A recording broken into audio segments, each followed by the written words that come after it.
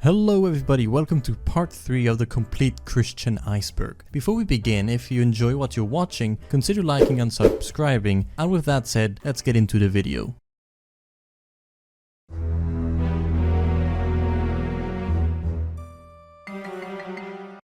Christory prequel comic. Brian Chickley, more commonly known as Brian Frogboy, is an animator, graphic designer, and the creator of Christory prequel comic. Brian's creation of the prequel comic appeared to have caught Chris's attention on the 2nd of January 2018, and he began following the production of the comic as well as some of his other works up until May of 2018. Chris first discovered Brian's Twitter account when he saw the completed second page of the comic. At the time, Chris, along with a couple of bystanders, was curious about what the comic would become.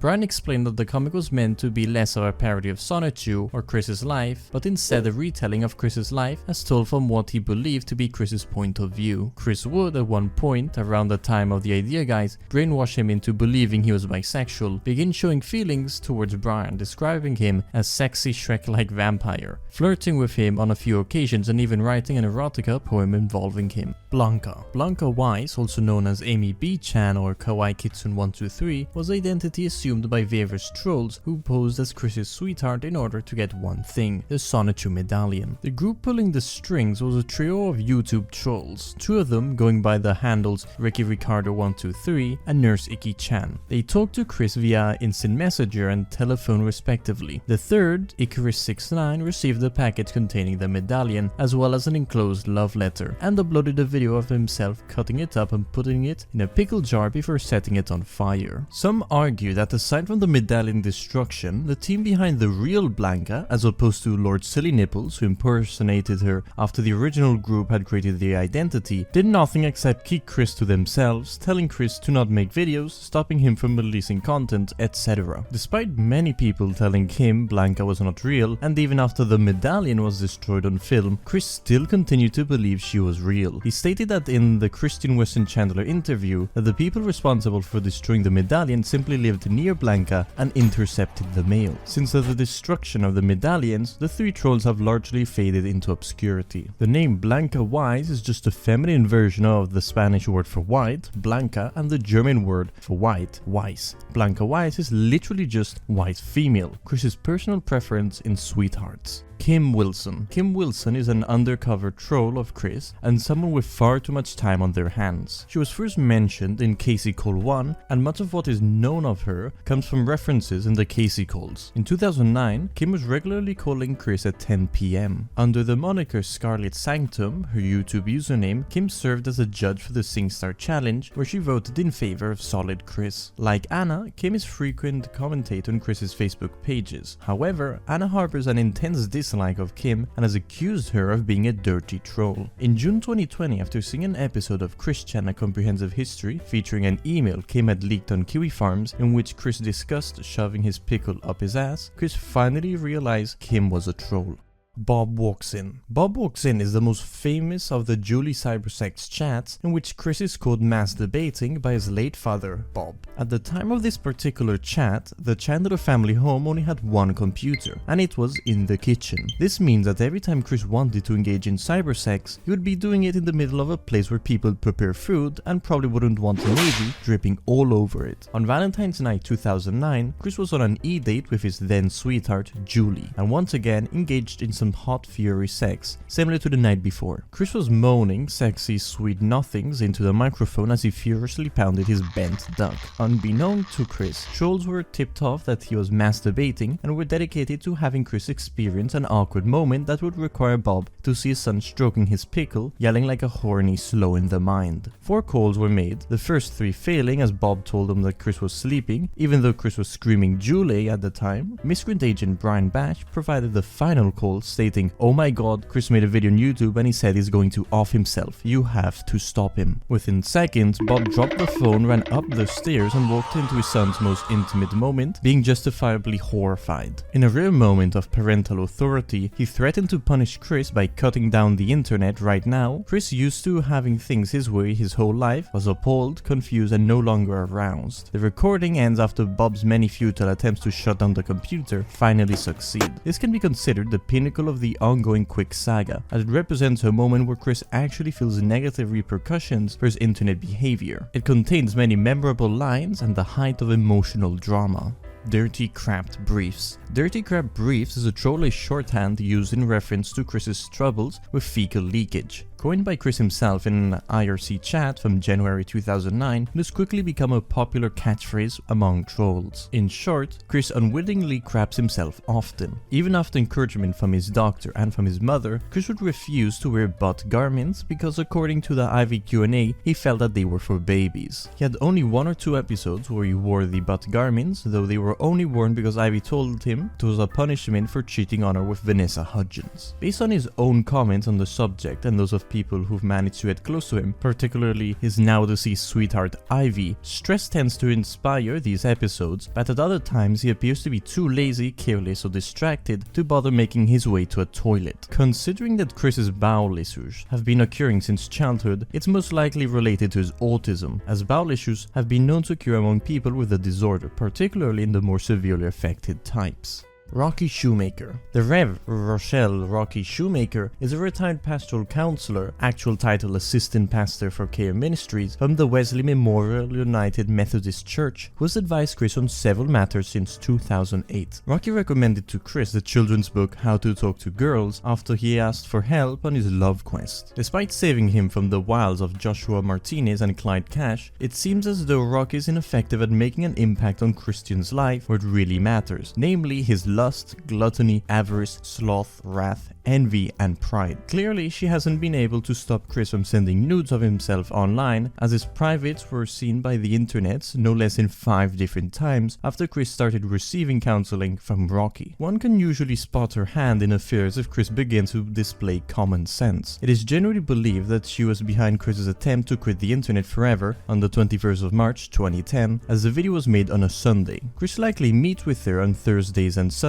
as he suddenly developed basic pattern recognition skills long enough to catch one troll on the 29th of April and smoke at another on the 1st of May, though he may have simply gotten both mixed up with Jackie. In the past, Chris has insisted that Rocky is a better counselor than a professional psychologist, and seems to uncritically accept whatever she says. Later on, however, Chris came to conclude that she was an ineffective counselor, as evidenced in his letter to his church. In a demonstration of pure insolence, Chris did not forward the letter on his own, but sent it to Rocky via iPhone, asking her to print copies of it and spread it among Wesley Memorial's parishioners. The date of the letter is unknown, but cannot have been written earlier than July 2011, as Ed Winkler, the pastor mentioned in the letter, joined the staff of Wesley Memorial on that month.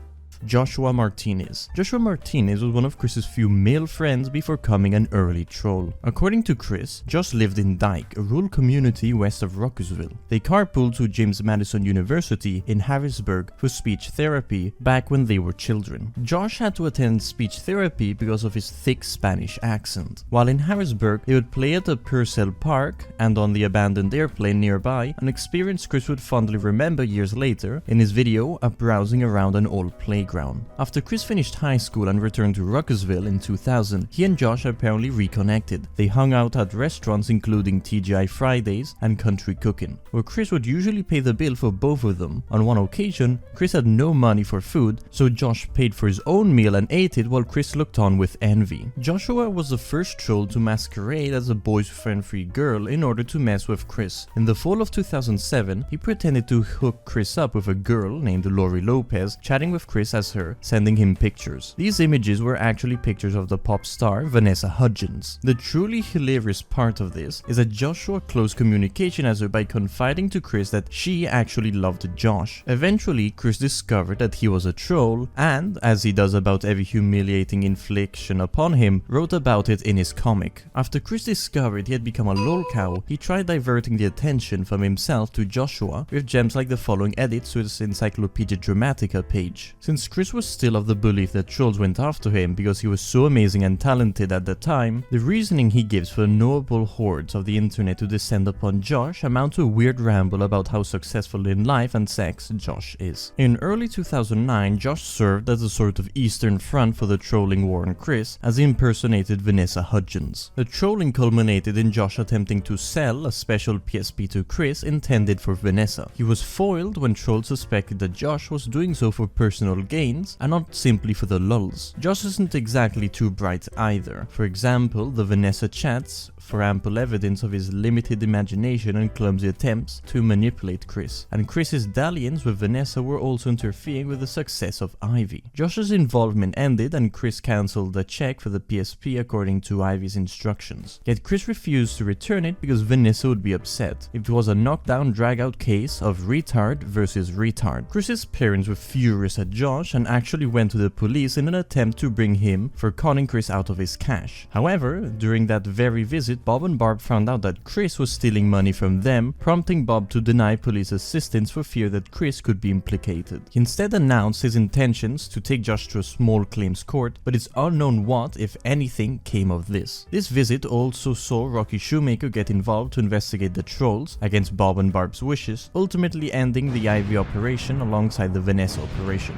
Josh has since stopped talking to Chris. Ivy Wedding Comic. Sonichu Special 2, also known as the Wedding Comic, is a comic created by Chris in 2009. It shows how he visualizes his wedding to Ivy. The comic was released in its entirety on the 12th of May 2009 by Clyde Cash. Before that, it was featured in the videos Meow and Quick's It's All Coming Back to Me. Art-wise, the comic is remarkable in that Chris included a bunch of flowery stickers in it. Ivy originally wanted glitter to be used in a scene where Punchy meets Layla, but Chris got stickers instead and they remained unused because external influences made him tone down the comic a little bit. In these pages, the paper appears to be warped, perhaps because Chris couldn't be bothered to invest in decent quality paper. Rather, he seems to have gone to Walmart and paid $5 for 500 sheets. Chris acknowledges that he uses a character recolor, Canino Houndhowl, designed by Megan. This is certainly not the first nor the last time Chris has attempted to use stuff from his previous relationship to produce awesomely romantic artwork. A similar thing could be seen in his first date level. The Unhonely Tetrad. The Unhonely Tetrad, formerly Trinity and Quintet, is a term used by Christorians to refer to 4 common practices some orbiters may do that are often frowned upon by the Quicksphere. These include white knighting, trying to protect Chris from misguided purpose. This often involves downplaying and overlooking Chris's negative traits. A-logging, obnoxiously upplaying or exaggerating Chris's negative traits. This often but not necessarily includes comparing oneself to Chris or wishing physical harm or legal action on him. Enabling, feeding into Chris's self-destructive habits and delusions. Weaning, trying and failing to annoy Chris. Jacob Sockness and Kenneth Erwin Engelhart are today the only individuals to have famously done all of these to some extent. Vanessa Hudgens. Vanessa Hudgens is an American actress and singer best known for her work in High School Musical. She was incredibly popular among both 9-year-olds and autistic man-children. Joshua Martinez used her identity to troll Chris in April and May of 2009. Chris, being the humble guy that he is, he found it absolutely reasonable that the highly attractive and popular movie star was sexually interested in a fat, retarded man-child like him. Since Vanessa told Chris she had written her own Wikipedia biography, Chris felt that he had a righteous claim to do so as well, and on the 5th of June 2009, after failing at his attempt to write his own Wikipedia biography, Chris tried to get a section on his supposed relationship with Vanessa Hudgens added to her Wikipedia page. Using the now banned username of SonichuSayYesWeCan, Chris stated that Vanessa and I are very close friends, and we've been working together much as of late. I think that this should be mentioned in the article. His request was ignored. The Vanessa saga showcases Chris at his most naive, with much real-life trolling by Joshua. As Ivy puts it, even after all the tears, Chris began letting slip about his planned meetings with Vanessa around town. They decided to meet up at long last. Josh got Chris to go to the JMU campus with a sign, and every time Chris would think he saw her, she would disappear. Chris stressed how he didn't want to use that sign, so he decided on wearing a hat. I thought Vanessa and I could be friends, but Josh had other intentions. He wanted to exploit Chris for money and would do this by going through Vanessa. Josh claimed to have very strong ties to the FBI and threatened to hack into Chris's PlayStation 3. Josh wanted to monitor Chris 24/7 as punishment for not meeting up with Vanessa nor giving her the present she had requested. At TGI Fridays, Josh got Chris to pay for his meals. He kept telling Chris that they would go meet Vanessa afterwards. Every time Vanessa would fail to show, and Josh would enjoy the meal on Chris's dime. Once the proposed meeting place was at JMU, Chris went there with a sign looking for Vanessa but only found campus police. While there, Chris donned a hat chat and tried to keep a low profile. In Quick Top Dedication Special dated 12th of August 2009, he admitted that he had finally realized that he had not really been talking to Vanessa Hudgens. He added that Vanessa had always used Joshua's screen name when talking to him. Tucker Carlson segment. On the 7th of August 2021, exactly 11 days after the incest call was leaked, Fox News covered Chris Chan's arrest, with Tucker Carlson hosting the segment, which immediately turned into if trans women should be in female prisons. Yet they seemingly forgot that Chris wasn't going to go to said prison anyway, since Virginia law says that the only way a trans woman can be in a female prison is if they've had bottom surgery. Mailbags. On the 19th of November 2009, the psyops of the CWCipedia created a new page for Chris to answer fan emails. This mailbag marked the first time the words of other humans appeared on the CWCipedia, which up to that point had been all Chris. The mailbags quickly overflowed from its original page into a series of numbered pages, each one containing a random assortment of fan mail for Chris to respond to with his own special brand of honest content. This quickly became the best way to ask Chris any manner of questions about his deeply disturbing life, though Chris has become disillusioned with the practice over time, especially as letters increasingly focus on his many failures and other shortcomings. Chris ceased answering the letters in February 2010, during which he was more focused on the wallflower than his works and left them to rot after he abandoned the internet and the original CWCipedia was deleted. Over a decade after stopping writing responses to emails, Chris began writing a number of letter responses from jail as he awaited his hearing for the charges of incest against his elderly mother. Lars call. The Lars call was a 90-minute phone conversation on the 4th of November 2010 where Chris talked with Jackie's black ex-boyfriend, Lars, which in reality was Alec Benson Leary, discussing addictions, a parade he promised Jackie, what he would do to a woman, and most importantly, boats. Chris got comfortable with him and hilarity ensued. Near the end of the call, Lars mentioned he was going to have sex with Jackie, and Chris completely misses what he just said as he hangs up the phone, once again providing how dense Chris really is. 9/11 video. The 9/11 video, is also known as the Twin Falling Towers, is a video uploaded by Chris on the 1st of November 2009. An unusually tasteless video where Chris attempts to threaten Clyde Cash by sticking an embarrassing picture of him and Jack Thaddeus in place of the Twin Towers and making childish explosion noises. Years later, the man in the pickle suit mentioned that this video had been one of many scripted by trolls. Most non-rant videos, like cake farts. The rant videos were more freeform, though they often had a framework or were in response to a specific request, i.e. talk about topic X, Y, and Z and be sure to mention that you think he's weak. Call him weak, like some sort of big disaster, like a bridge collapsing. Ooh, or compare him to 9/11, that'll embarrass him. Following outrage to the video, both feigned anger from the trolls who suggested it in the first place and genuine disgust from horrified onlookers, Chris uploaded an apology video for his inelegant joke. Unfortunately, the alternate joke that Chris proposed just dug him deeper.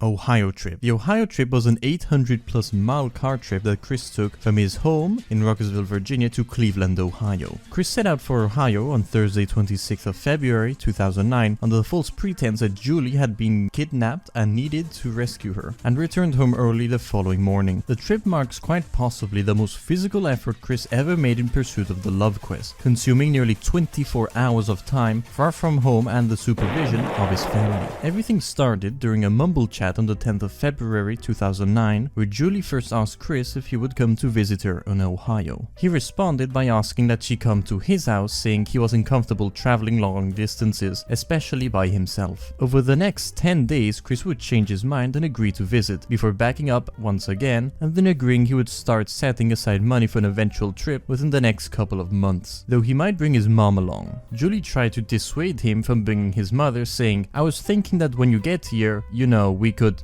sex." During another chat on the 22nd of February, Chris stated that he would feel unease if I made the trip without the emotional support of my family. He wanted to have Julie talk to his parents in order to gain their support. Julie replied by saying she was beginning to suspect Chris didn't want to see her. Chris stated that his mother was paranoid for his safety and suspected Julie might be a police officer posing as an underage girl. The next day, Chris reiterated that Barb was still against him going to Ohio. Chris started looking within his church congregation for different boyfriend escort for the trip, and suggested that Rocky, who has a family in Ohio and visits the state on occasion, might be up for the trip. Things took a quick turn later that day when Max informed Chris that Julie had been taken ransom by himself and Clyde Cash. He stated that he would give Chris 5 days to come to 2229 East 46th Street, Cleveland, Ohio, and rescue her. Unsure on what to do, Chris turned to his fans in a mumble chat for advice. He stated that he still felt insecure about going there against his parents' wishes. Members of the chat persuaded Chris to be assertive and convince him that it wasn't a catch-to predator-style sting, as police posing as minors always explicitly tell the suspects that they are underage. Chris said that he was going to talk to his mother and put his foot down. The next day, which happened to be his 27th birthday, Chris went to his aunt Karina's funeral. He discussed his plan with his family members and claimed they all encouraged him to go to Ohio. He also claims that the spirits of his maternal ancestors wished him a safe trip to Ohio. That night, Chris sent the following mail to Clyde Cash. "I have not failed you, sir. As a matter of fact, I am coming to Cleveland tomorrow. I am preparing for my journey. My mind is set, and I have the support of God, my relatives, and my friends. So quit trying to scare me, because it is not working. Tomorrow morning, I am coming to Cleveland, Ohio for Julie." Chris did not in fact leave for Ohio the next day, as he had not yet received all of his birthday money. Instead, he filled up on his gas tank and prepared for the trip. He packed 6 sets of clothes as well as his PSP and Nintendo DS. Chris left at 5:30 in the morning on the 26th of February without informing his parents. He left them a note for them to read when they woke up, along with a map of his planned trip. After Chris's parents saw the note, they called the police and filed a missing persons report. According to Bob, Chris had never driven over 50 miles out of town before. Bob and Bob were worried that Chris would get himself killed in a car accident. Chris got on Interstate 81 heading north. It can be assumed that he took US Route 522 and Interstate 70 to Breezewood, Pennsylvania. We got on the Pennsylvania Turnpike, which becomes the Ohio Turnpike at the Ohio state line. At the toll booth on the Ohio state, Chris accidentally locked himself out of his car. Somebody at the toll booth had an AAA roadside assistance and called them to help Chris get back into his car. Chris had only taken with him $50,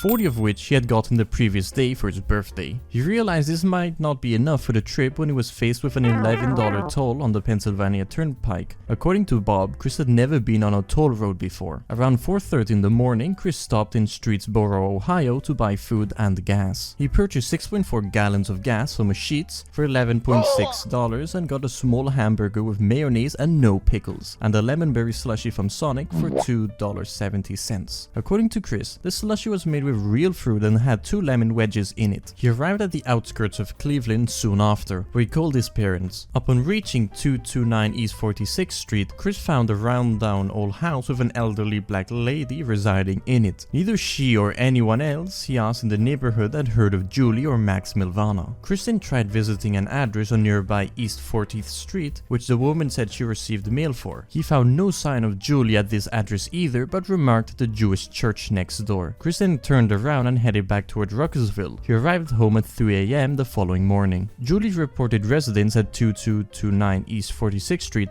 is actually one of the Andrew and James Dahl houses, local landmark once inhabited by 2 of Cleveland's most prominent builders. Despite being duped by trolls, Chris saw the trip as a net positive experience. In an email to Clyde Cash, Chris stated, "I traveled an 800+ mile round trip to Cleveland, Ohio, only to find that the address you gave me led to a rundown old red house with an elderly woman residing in it. But not you nor Julie. No one in the neighborhood even heard of Julie nor Max. Go ahead, laugh it up, but I want to thank you very much for the traveling experience. I actually did have a great time on the road and enjoyed the sights and views." Smiling face. Chris's parents did not share the same positive opinion on the trip and told him if he traveled at all after the trip to Cleveland, he would not be allowed back into his home and would be left homeless or worse. During his call with Casey's father, Matthew, Chris mentioned the Ohio trip in a conversation about him continually failing for fake women. Matthew angrily questioned how is it possible for Chris to have driven 800 miles to a fake girlfriend, yet he couldn't do the same for Casey, who lived much closer to Chris in Washington, D.C. In Quick's final warning to the second Quick, the trip is mentioned again. Chris states he had experienced some of the good things in life, such as traveling to Ohio, playing the lottery, and having a few drinks.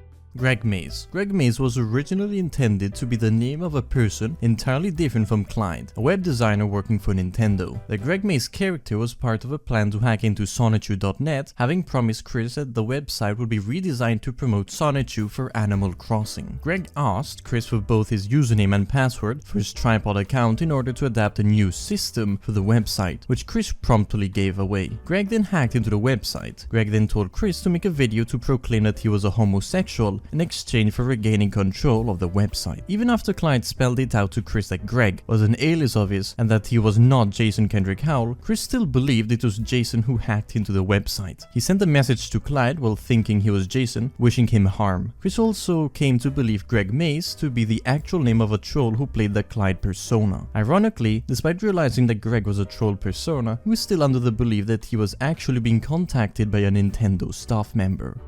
Graduation ring. An egregious mispronunciation of amethyst ring, as amethyst is Chris's birthstone, also known as a high school ring, is a special souvenir ring that Chris got while at Manchester High School. After Blanca destroyed his Sonichu medallion on the 20th of October 2008, to counter the victory cries of trolls, Chris went back on his claims regarding the medallion and said that the ring was the real source of his power. The enormous emotional significance that he attaches to it is further evidence that Chris cannot move on from high school. The one ring is engraved with lancers, an image of a lance and a coat of arms for the class and school. The amethyst is a galaxy cut on top and a rainbow on the bottom. It also bears the letters HGULT on the interior, a reference to the manufacturers Herf Jones and their Ultra Superstone alloy, which is 10 karat gold. The importance Chris gave to his medallion induced trolls to get their hands on it. After Blanca stole and destroyed the medallion in 2008, Chris indicated that the high school ring, not the medallion, is the source of his power, and that wearing his ring is sufficient enough to make a video true and honest. After all, he explained, "Mine is the only ring of its kind, it has my initials engraved inside of it, and it has my birthstone on it." Since then, many videos started with Chris briefly showing that he was wearing the ring to indicate that it is a true and honest video. Chris considers the ring indisputable proof of his identity, rhetorically asking who else owns the same class of ring with the same finger size, engravings and such. The fact that Chris ensures himself that nobody could possibly replicate a generic cheap ring is testament to his feeble grasp of reality. On the 10th of January 2010, Chris for some reason started wearing the ring around his medallion while calling out Alec Benson Leary. Along with the Sonichu medallion, the Amnifest ring went on a hiatus for much of 2010. However, Chris reverted to a classic form in a video released on the 6th of September 2010, featuring among other familiar antics, an empathetic display of the ring. He also wore it to his 2012 court hearing and again in April 2013, "I am my own free bitch" photos. It popped up again in the autograph photos he offered for sale on eBay in late June 2014, proving that it had survived the house fire. In late 2014, Thetan revealed that Chris had unprompted offered to give the Amnifest ring away to his sweetheart Catherine as a sign of commitment. This new purpose for the ring is connected to Chris's obsession about the symbolic meaning of wedding rings. For example, he drew a picture of himself offering a wedding ring to Ivy. His drawings of the fantasy wedding of Sonichu and Rosochu and himself and Ivy both feature ring bearers. He has also been long frustrated that only married women wearing rings because his noviophobia makes him afraid that he might get an ass kicking from a jealous boyfriend if he tries to talk to a woman who's already been purchased. Unsurprisingly, he wants women who are not boyfriend free to be legally required to wear rings. We can summarize that he intends to use the Amnifest ring's powers to ensnare Catherine forever. Fortunately for her, she refused it. However, although Chris has stopped wearing his medallion during this time, this does not appear to be the case with his ring, as he has constantly been seen wearing it through 2014, even at his court hearing. This is likely because it allows him to be true and honest without wearing a medallion, which could be because he realized how ridiculous he looks with it, but it's probably because it would ruin his tomgirl look, despite it already being ruined by Chris's horrible choices of attire. Since Chris believes his magic powers stem from the ring, he presumably doesn't feel the need to wear the medallion.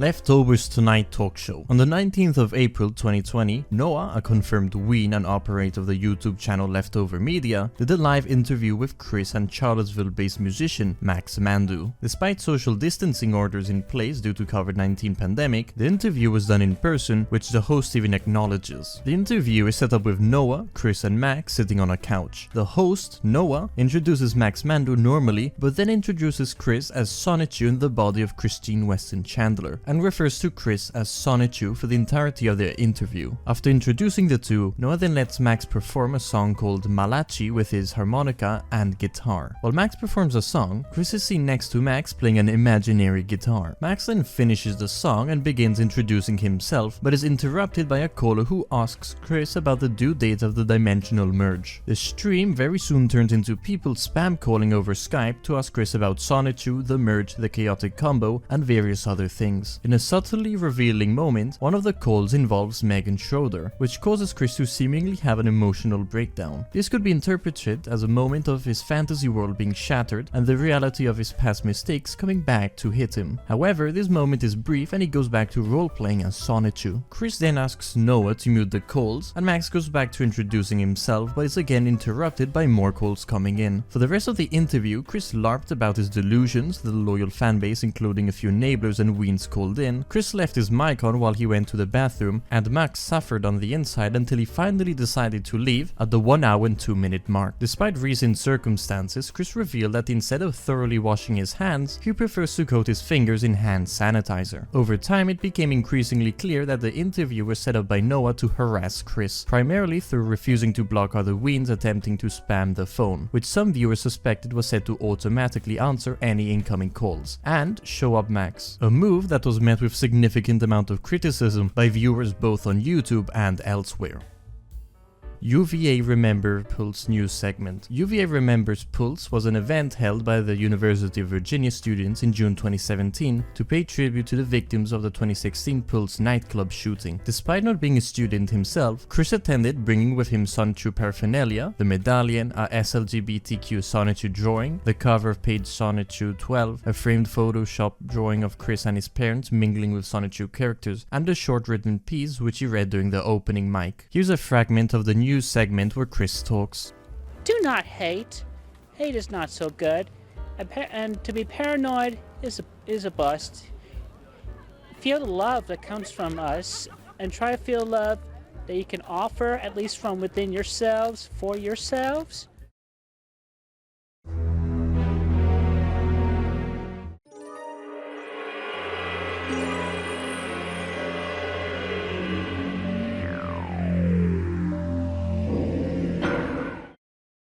A Wild Christian Attempts Human Interaction. A Wild Christian Attempts Human Interaction is an eyewitness video of Chris uploaded on the 13th of March 2019. Since Chris is shopping for Nintendo Switch accessories, the video can be dated after his 7th of March video. In the video, a GameStop clerk captures footage of Chris in his store, as the employee rings up a Pokeball Plus peripheral for his Nintendo Switch, which cost his tugboat $47. In the video, Chris boasts that he is famous on the internet.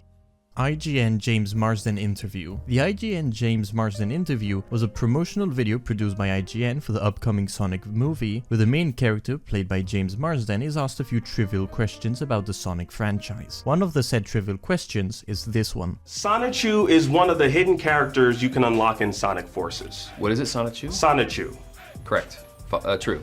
It's actually false. Oh, I know. I was going to say false.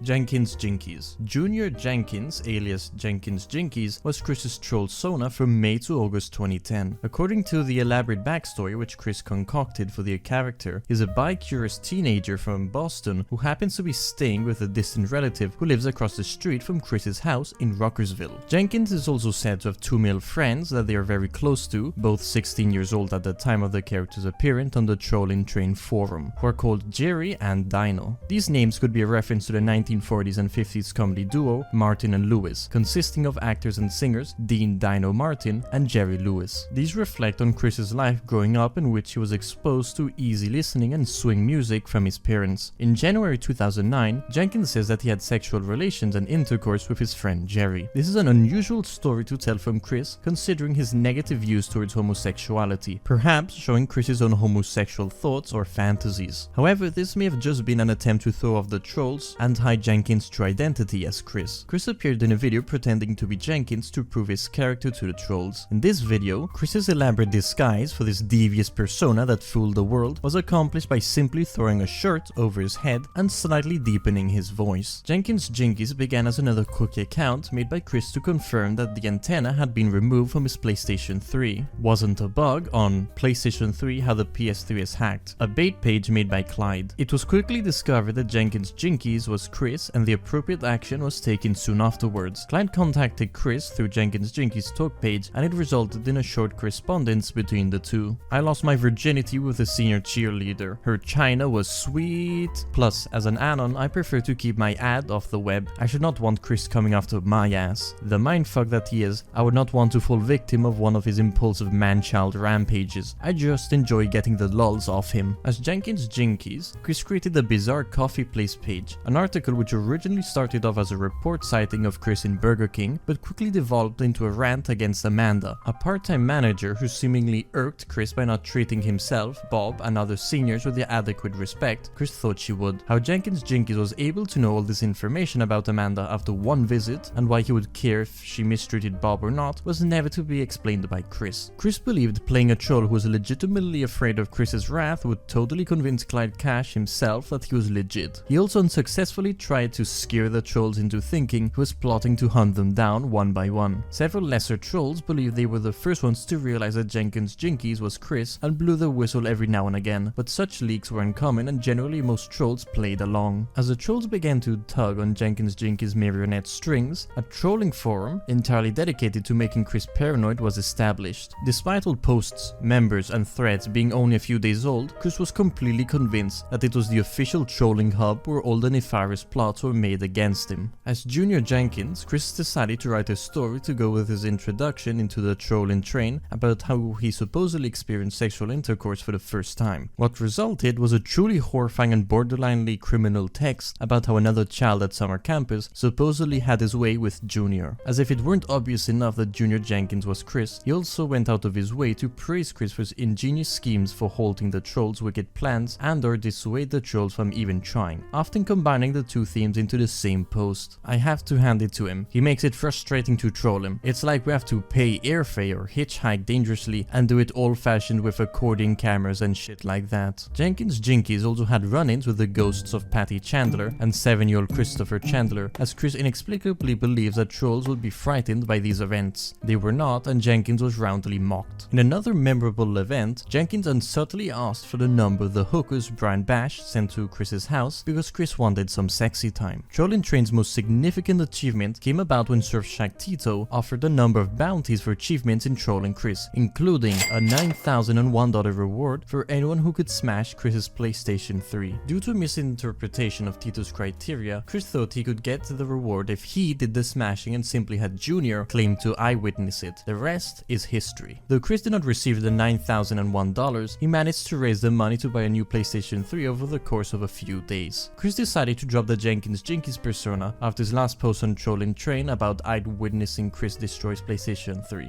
It was later revealed after the leaking of the Jackie emails that Chris dropped the act in fear that when the police raided the Trolling Train forums, they would mistake him for a troll and subsequently arrest him. Since it's now likely that Chris has completely forgotten about his time as Jenkins Jinkies, the Trolling Train forum has become inactive and all information has been freely published to the Quickie.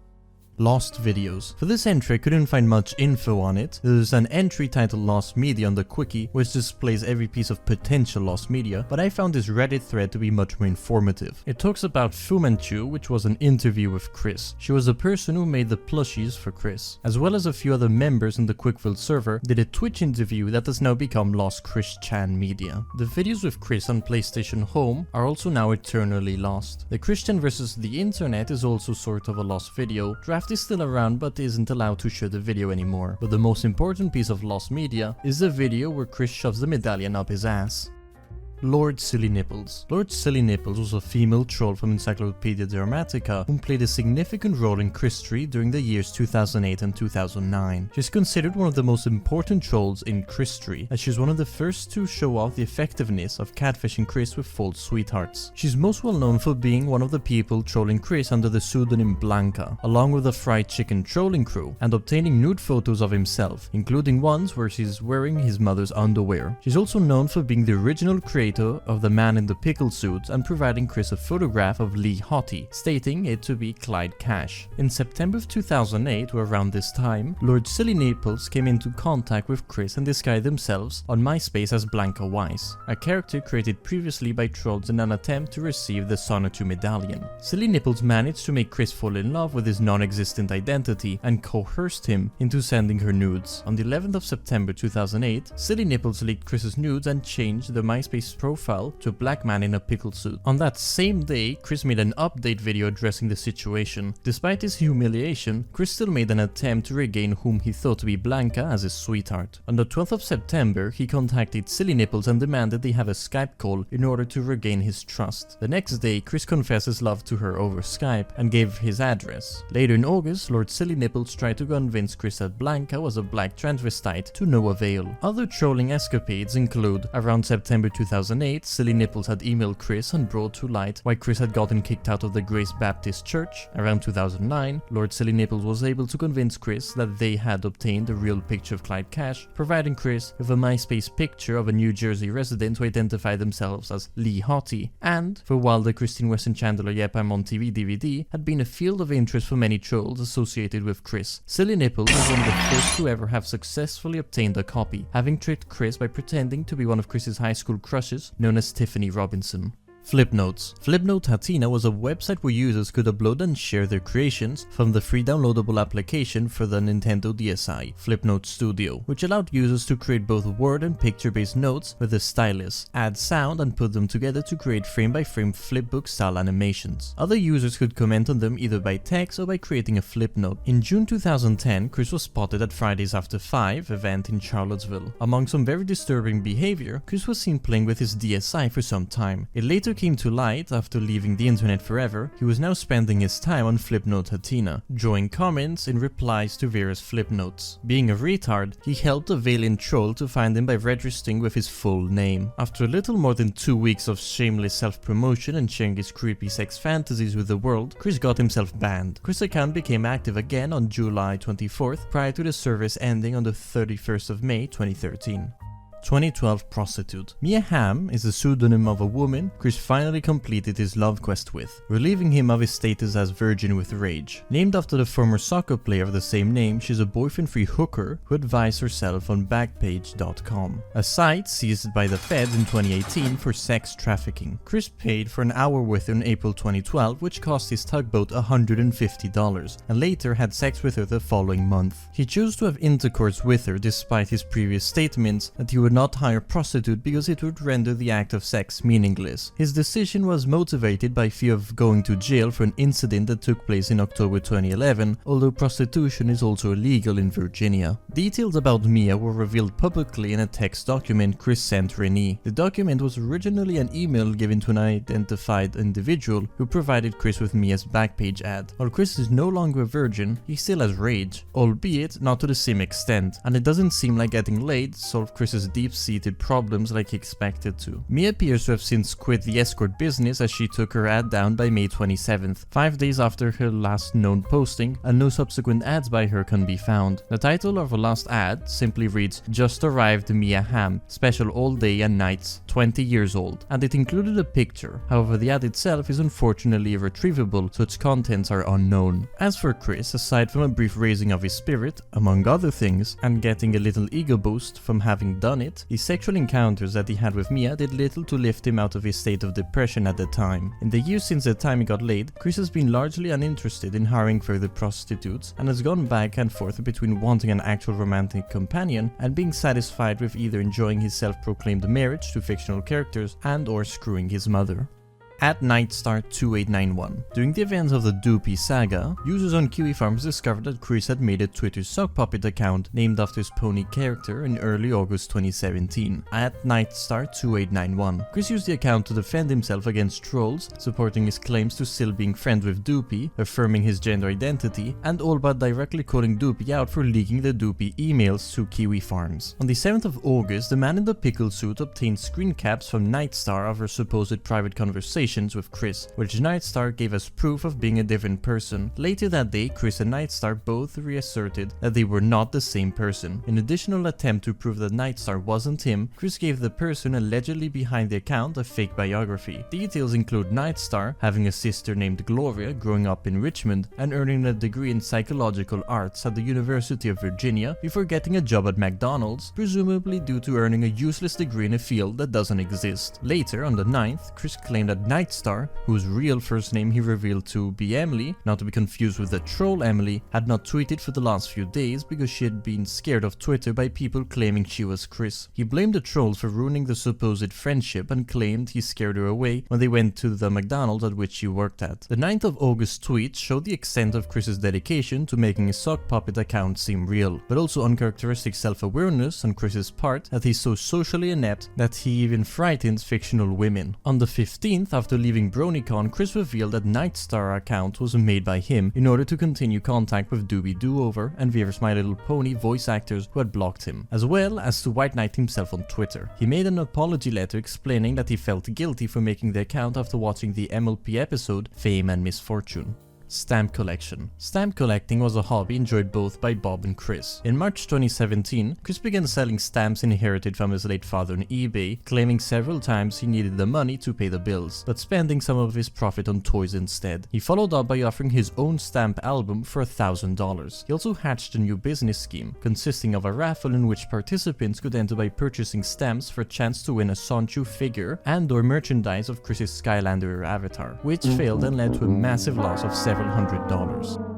PlayStation Network account. The PlayStation Network is an online digital media service introduced with the PlayStation 3 with its launch in 2006. It allows users to buy games, movies, TV shows and other stuff, as well as social media features, music and movie streaming and cloud gaming. Being as irresponsible with money as he is, Chris went into overdrive with this feature of the PlayStation 3's online capabilities. Chris spent so much money on the PlayStation Network that he contributed most of his credit card debt at the time, roughly $3,500 in early 2010, which amounts to roughly $4,491 in today's money. You might ask yourself how he could have spent that much money and what he could have spent it on. Chris seemingly bought and still buys everything possible, from game content to movies to several episodes of terrible harem animes. A list of Chris's PlayStation Network purchases reveal that he frequently bought DLCs for games he doesn't even own. Chris spent at least $6,127 in American taxpayer money. Some interesting patterns can be spotted in his spending habits. He was relatively thrifty for most of 2007 and into 2008 when he still had a few other outlets for entertainment outside of his room. There's a sharp spike around the time of his first ban from the gameplays in the spring of 2008, although that signal spike might have been augmented as a result of his concurrent breakup with Megan Schroeder in a bid to solve the emotional wound with a desperate application of virtual toys. Likewise, it's probably not a coincidence that after Chris was permanently booted from the gameplays in the summer of 2008, he began spending a ton more money on the PlayStation Network account. In light of the second wave of the Vivian G emails, Chris's spending in early 2010 is impressive. Despite being supposedly put on a strict budget by his father at the time, in order to pay down debts created by his earlier PlayStation Network spending, he still managed to spend around $100 or more a month. As a result of his online notoriety, his poor choice of passwords, and his innate gullibility, Chris's PlayStation Network account was hacked or otherwise wrested from his control on multiple occasions. Blue Spike, in his guise as Chris's sweetheart Julie, was able to convince Chris to break the first fundamental rule of cybersecurity and share his password in February 2009, which was later used as a wedge to control and torment Chris. That summer, Jack Thaddeus seized the account, resulting in detailed revelations concerning Chris's insane online spending habits, as well as a video with 8 minutes of console humping. Chris managed to keep control of his account for a surprisingly long time after his run-in with Thaddeus, but his luck ran out on the 24th of February 2010 thanks to a certain Hawaiian.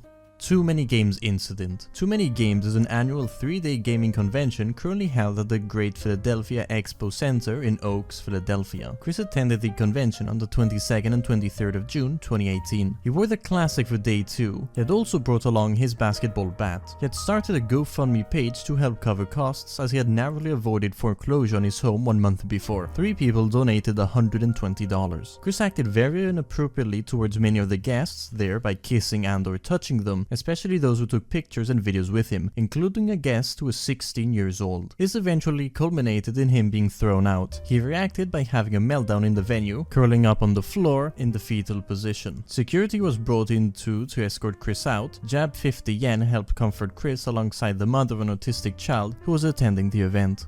Calling Out Saga. Calling Out refers to a series of videos Chris uploaded from the 6th to the 23rd of August 2011, following an 8-month hiatus from YouTube. The series focuses on Chris's effort to expose the identities of various trolls, most likely based on information given to him by the users of the Tomboys and Tomgirls of Virginia troll forum. Each confrontation consists of Chris decrying the apparent traits of his trolls, such as Thorg's atheism and Jack Thaddeus' sexual interests, followed by demands for apologies and other instances of blackmail. Chris gives them deadlines to meet his demands, many of which are idiotic. For example, asking Tito to send cash in the mail or asking Blue Spike to stop random people all over the internet from making prank calls. Some of the trolls actually played along with Chris's demands as part of the joke. Chris's gullibility is highlighted in the series as the identities of the trolls he believes he's acquired are really fellow lolcows who lack the motivation and intelligence to troll Chris, as well as having completely different voices for the trolls they're supposed to be. Even if Chris did possess the actual identities of the trolls, it wouldn't have made much of a difference because he takes no direct action against them. Instead, Chris just exposes people's personal information and expects the internet to do the work for him. He seems to believe that if a troll's identity is revealed, all of the other trolls will turn on him and troll him instead of Chris. This is not likely. The video also showcases Chris's tomgirl look, where he attempts to make himself look feminine. Chris is sporting new earrings in these videos, 2 of his right ears and 1 on his left. His glasses are also absent. Chris's camera work in this series is exceptionally bad, opting to hold the camera with his hand instead of propping it on a surface. This results in a very shaky, Cloverfield-like viewing experience. Obviously, as always, Chris makes the video while failing to realize that the obese, horrific tomgirl delivering the messages overshadows the message. The Calling Out series came to an abrupt end after Bob's death in September 2011, a mere 5 days after the last video Chris posted in the series.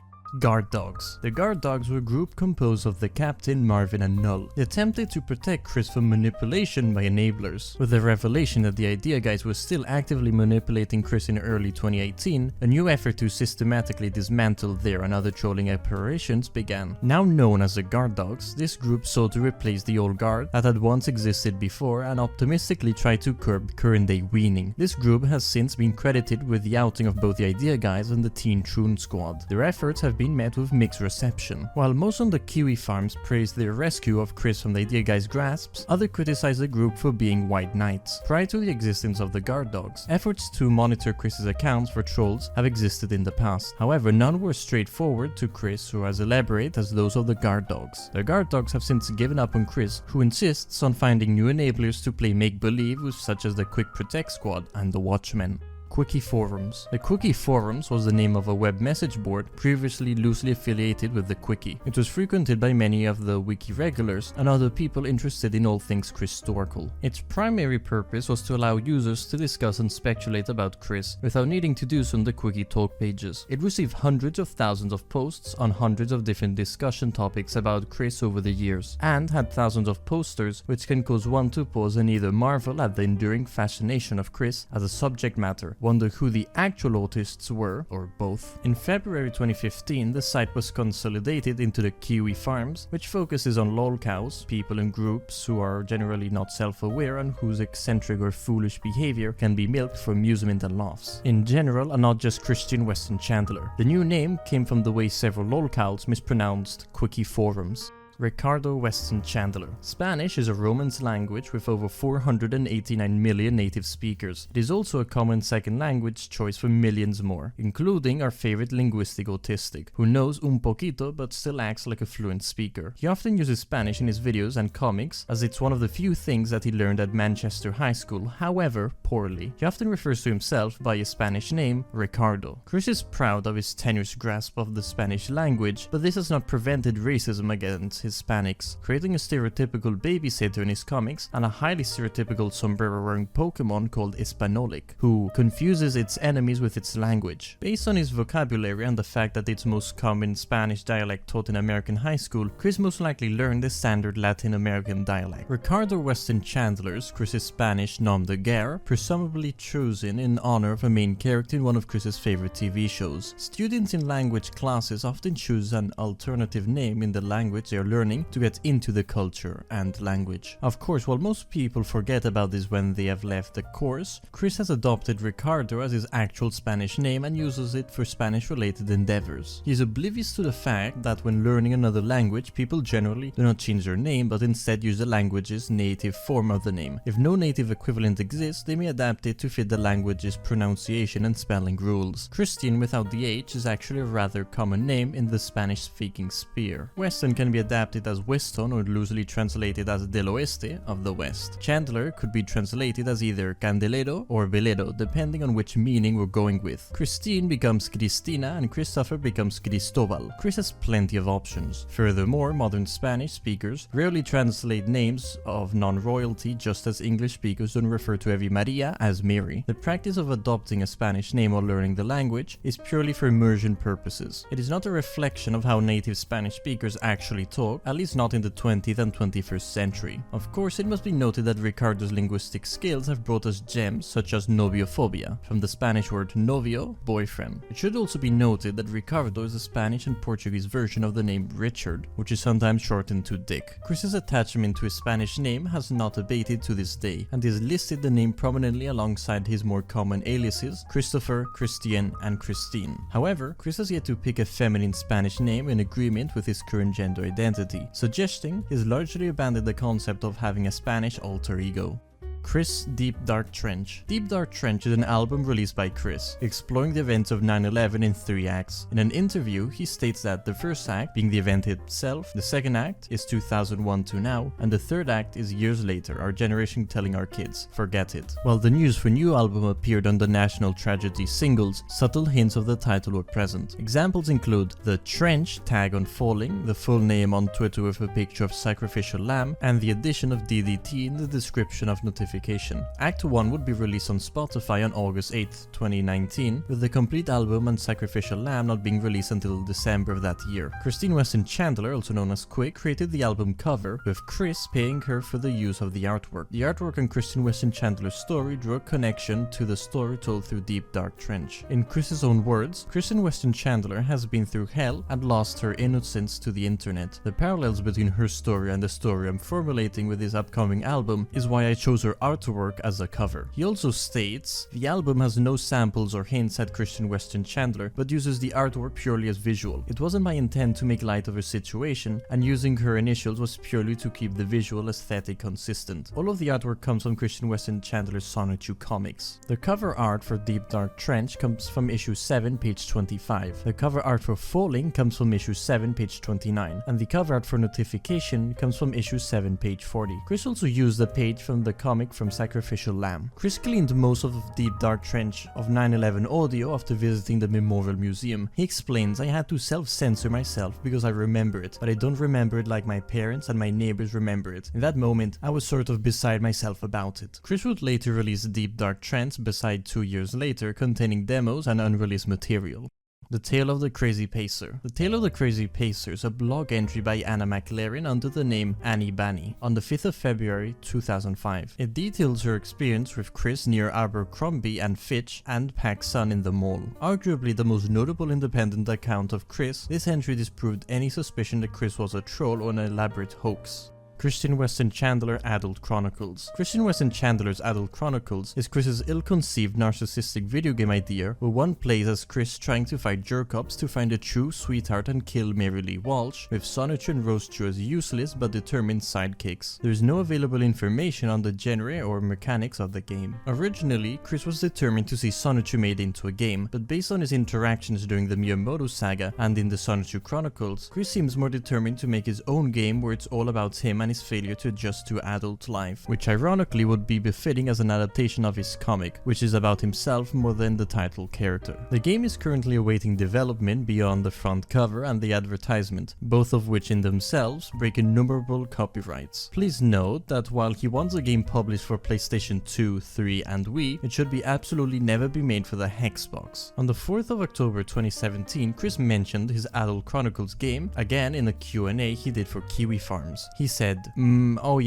adult there was a video game of my adult life to be made. It would have been something like a choice-making game like either Life is Strange or Gone Home. I like both of those. Both of those are really good. Strangely enough, Gone Home is not a choice-making game or at all similar to Life is Strange. It is a mod of the survival horror game Amnesia: The Dark Descent. Teen Troon Squad. The Teen Troon Squad were a group of trolls in Charlottesville who began manipulating Chris towards the end of 2018, as their moniker derived from the Teen Girl Squad from Homestar Runner and a derogatory term of transgender people. Suggests they are known to be transgender and about half of Chris's age. Currently, Lily Celeste Simpkins, tomboy named Lucas Simpkins, is the only squad member known by full name. Other members of the squad include Eva and Devil, also known as Wuxulfadr and Sikv, whatever that is.